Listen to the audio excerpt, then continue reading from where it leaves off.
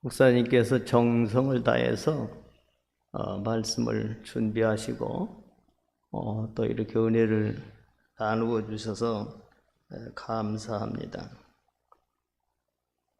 오늘 아침은 이 사마리아 여인을 통해서 인간의 죄와 예수님을 생각해 보려고 합니다. 인간의 죄와 예수님. 4월 둘째 주가 이제 부활주일입니다. 지금 시기로 생각하면 예수님이 십자가에 점점 다가가고 있습니다. 우리도 한 인간이기 때문에 예수님의 마음이 어떠했을까? 부활절 전에 십자가가 있었지 않겠어요? 죽음을 행해서 그 고난을 행해서 그 십자가의 저주를 행해서 준비를 해가는 예수님. 다 우리가 가히 짐작을 못할 거예요, 그 심정을. 그래서 인간의 죄와 예수님은 어떤 관계가 있는가? 오늘은 거기에 집중을 해서 한번 생각하면서 주님의 십자가의 고난도 생각하고 또 우리의 죄에 대해서도 생각을 하고 그런 시간이 됐으면 좋겠어요.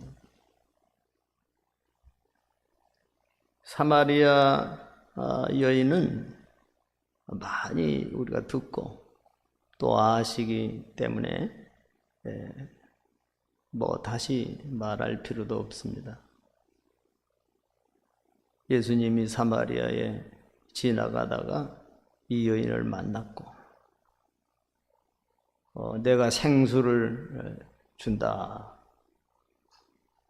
그렇게 예수님께서 깨우쳐 주셨고 생수를 달라고 하니까 남편을 데려와라. 없다고 하니까 너는 남편이 5이다. 지금 있는 남편도 네 남편이 아니다. 너무너무 놀랬겠죠.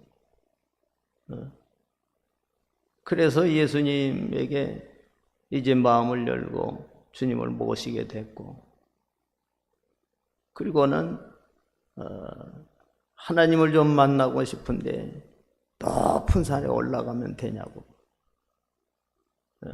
여인이 그렇게 물을 때 예수님은 이 산에서도 말고 저 산에서도 말고 진짜 예배할 때가 이때다. 곧 예수님을 통해서 하나님을 만날 수 있다는 것이죠. 그래서 이 여인이 그 모든 걸 받아들이고 죄사함을 받고 새로운 마음이 생기고 기쁨이 생겨서 동네 사람들을 다 이야기를 해가지고 예수님께 왔다. 이 과정에서 예수님은 죄에 대해서 어떻게 하시는가 잘 알 수가 있습니다. 첫째는 예수님은 죄를 아세요. 우리 속에 깊은 죄를 아신다는 거예요. 내 남편을 불러와라. 없습니다. 내 남편은 5이야.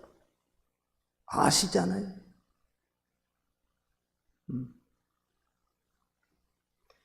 죄의 특성은 감추는 거예요. 남이 모르게 어쩌든지 속으로 감추는 겁니다. 그러나 주님 앞에는 그렇게 할 수가 없어요. 성경 요한복음 2장 23절에 보면은 예수는 그의 몸을 그들에게 의탁하지 아니하셨으니 이는 친히 모든 사람을 아심이요 또 사람에 대하여 누구의 증언도 받으실 필요가 없었으니 이는 그가 친히 사람의 속에 있는 것을 아셨습니다. 우리 속에 있는 것을 다 아세요. 감출 수가 없어요. 꾸밀 수도 없어요. 안 그런 척 그럴 수도 없어요. 마태복음 23장 25절에도 화 있을진저 외식하는 서기관들과 바리새인들이여 잔과 대접의 겉은 깨끗이 하되 그 안에는 탐욕과 방탕이 가득하게 하는도다. 대접 겉을 아무리 깨끗하게 해서 사람 보기에 좋게 해도 주님은 그 속에 있는 것을 아신다고 말씀하셨어요. 심지어는요, 우리 속에 있는 동기도 다 아세요. 예수님께서 내가 이제 십자가에 죽고 부활할 것이다. 베드로가 깜짝 놀라가지고 아이고 예수님 절대 죽지 마세요. 예수님이 호통을 쳤습니다. 이 사탄아 물러가라. 너는 나를 넘어지게 하는 자다. 너는 하나님 일을 먼저 생각 않고 사람 일을 생각하는 거야. 베드로의 속에 있는 마음을 아셨죠. 동기를 아셨어요. 제자들은 지금 예수님이 영광을 받고 뭔가 자기들이 생각하는 꿈이 이루어지게 그렇게 할 줄 알았어요. 그런 걸 이루기를 원했던 것으로 보여요. 예수님은 당장 물리쳤습니다. 우리 속에 있는 동기도 다 아세요.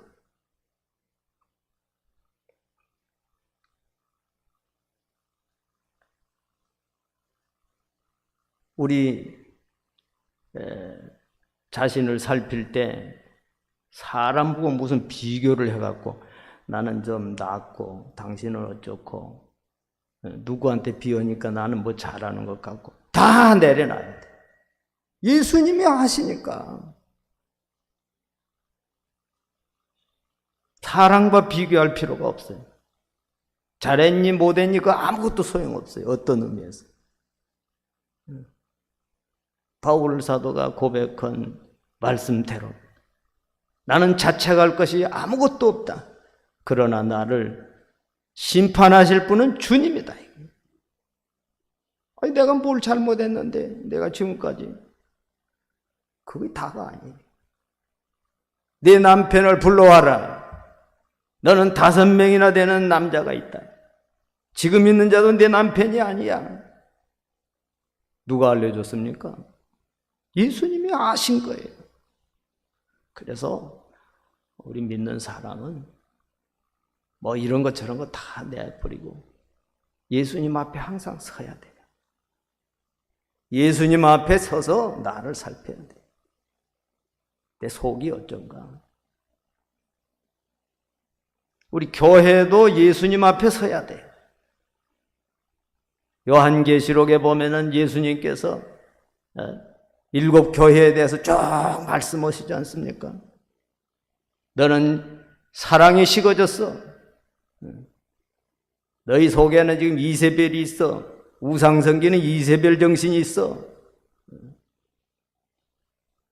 책망하시고 깨우쳐 주시잖아요. 교회도 예수님 앞으로 가야 돼요. 그래야 참된 교회 모습을 알 수 있다. 우리 교회가 뭐 좀 좋으니 나쁘니 그 의미도 없어요. 어떤 의미에서. 예수님 앞에 서서 우리 교회가 어떤 교회인가. 그것이 중요하죠.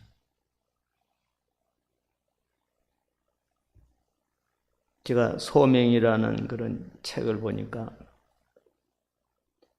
그 저자가 이렇게 써놨더라고요.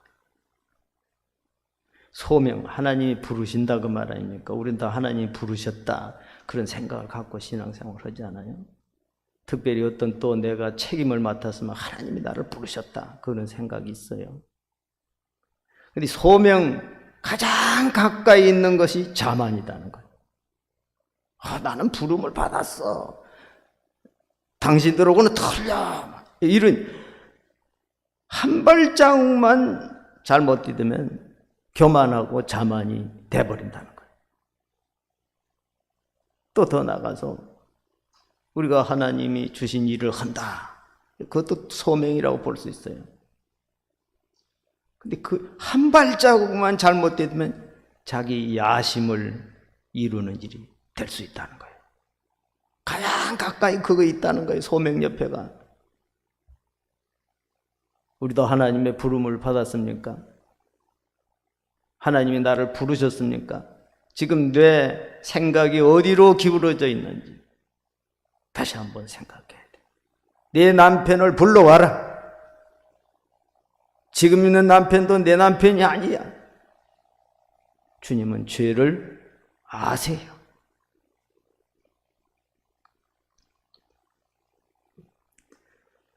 다음은 주님은요, 죄를 덮어주세요. 이 사마리아 여자의 죄를 덮어주셨어요. 다 아시지만은 몰라서 덮어주는 게 아니에요. 그래서 이 사마리아 여인은 새 사람이 된 거예요.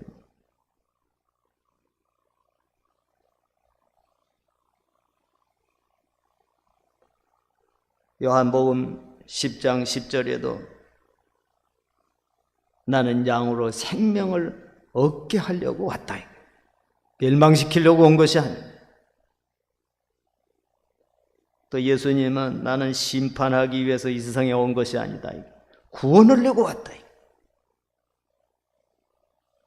죄인에게 소망을 주려고 예수님은 오셨다는 거예요. 죄를 덮어주시는 예수님. 여러분, 환자들이 병원에 갑니다. 그럼 의사가 있어요. 의사는 건강한 사람입니다. 근데 왜 의사가 있습니까? 환자를 살려주려고. 예수님이 그 이야기까지 하셨잖아요. 의사는 환자에게 필요하다. 그래서 있다는 거예요. 나는 죄인에게 필요해서 이 세상에 왔다는 거예요. 죄를 덮어주시는 예수님. 얼마나 감사합니까?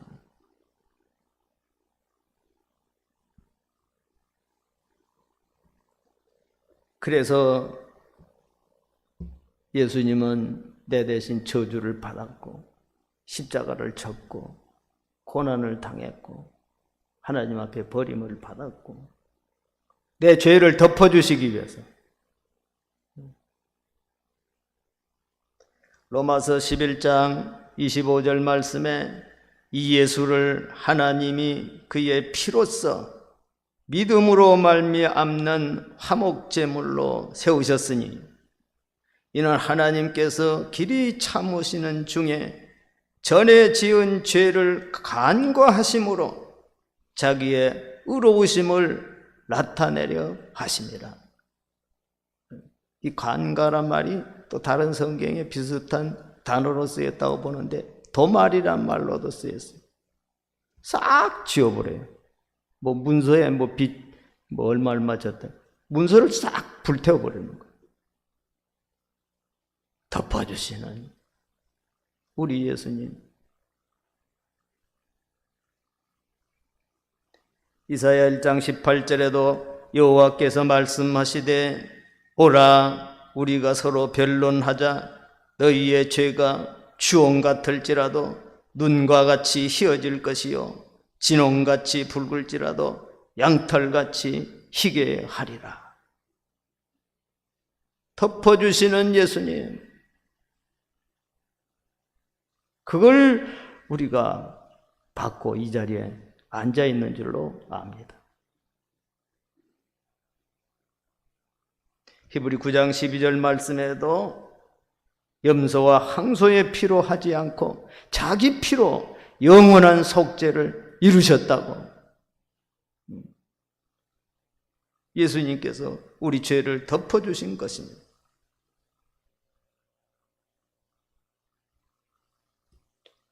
인류가 죄를 짓고 인류의 시조 아담이 죄를 짓고 하나님에게서 쫓겨납니다. 그러나 어떻게 합니까? 무화과 잎으로 해 입었던 옷을 버리고 가죽 옷을 지어서 입혔어요. 이런 하나님이시오. 덮어주세요. 우리는 죄인입니다. 죄성을 다 갖고 있습니다. 없는 사람 없습니다. 그러나 주님께서 덮어주세요. 사마리아도 덮어주셨어요. 그러니까 성경에 있지요. 그러니까 사람이 변했죠.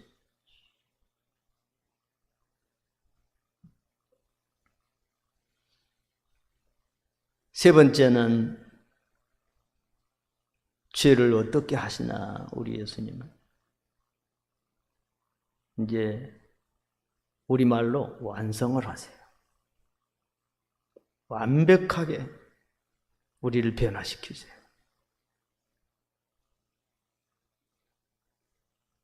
우리 예수님의 최종 목표는 자기같이 되는 거예요. 자기 같은 성품이 되는 거예요. 자기 같은 마음이 되는 거예요. 근데 인간이 그렇게 될 수 있습니까? 우리 종교 계획자들이 가르쳐 준 대로 우리가 지상에 있는 동안에 예수님을 믿고 사는 동안에라도 의인된 죄인이에요. 우리는 의인이 됐으나 죄인이에요.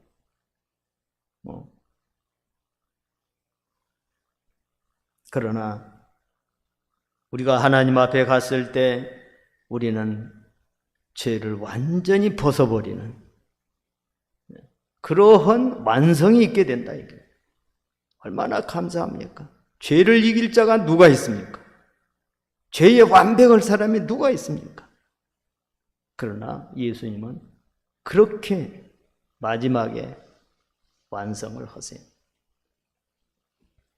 요한일서 3장 2절 말씀에 보면 사랑하는 자들아 우리가 지금은 하나님의 자녀라 장래에 어떻게 될지는 아직 나타나지 아니하였으나 그가 나타나시면 우리가 그와 같을 줄을 아는 것은 그의 참모습 그대로 볼 것이기 때문이라.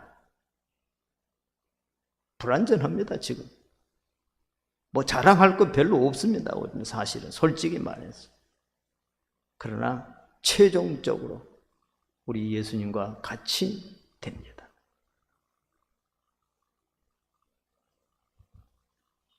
요한계시록 7장 14절에 내가 말하기를 내 주여 당신이 아시나이다 하니 그가 나에게 이르되 이는 큰 환난에서 나오는 자들인데 어린 양의 피에 그 옷을 씻어 희게 하였느니라.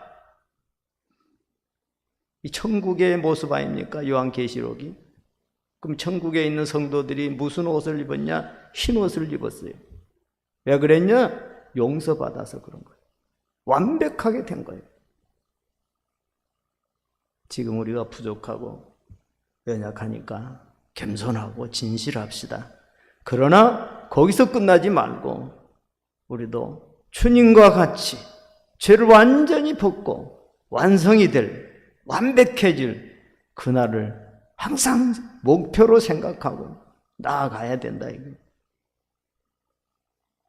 그래서 남의 죄나 또 부족한 우리 교회 문제나 항상 희망을 갖고 앞으로 나가야 됩니다. 왜냐? 완벽하게 될 때가 분명히 있으니까.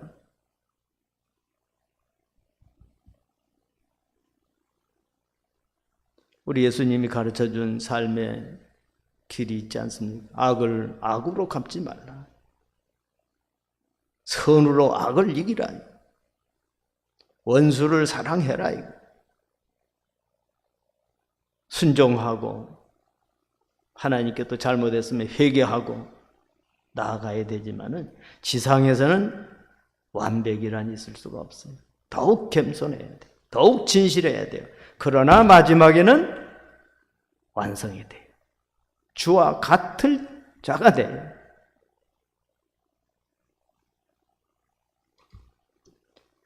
오늘 사마리아 여자에게 하신 말씀, 네 남편을 데려와라. 지금 있는 자도 네 남편이 아니다. 이 말씀 앞에 우리가 한번 깊이 서야 하겠습니다. 이런 우리를, 죄에 묶여 있는 우리를 주님은 살리기 위해서 십자가를 행해서 걸어가십니다. 이것이 사순절입니다. 죄를 해결하시고 우리를 받으시고 마침내 이루시는 우리 주님을 바라보면서 진실하게 겸손하게 감사하면서 헌신해 나가야 되겠습니다. 기도합시다. 아버지 하나님, 감사합니다. 우리가 누군지 알게 해주신 것 감사합니다. 우리의 모든 죄를 지고 주님께서 십자가로 다가가시는 그 사랑을 감사합니다. 하나님 아버지, 주님을 더 깊이 마음에 모시고 우리의 죄를 담당하신 것을 감사합니다. 또 마지막을 바라보면서 겸손하고 진실하게 십자가를 지고 주님을 따라가게 하여 주시옵소서. 예수님의 이름으로 기도하옵나이다. 아멘.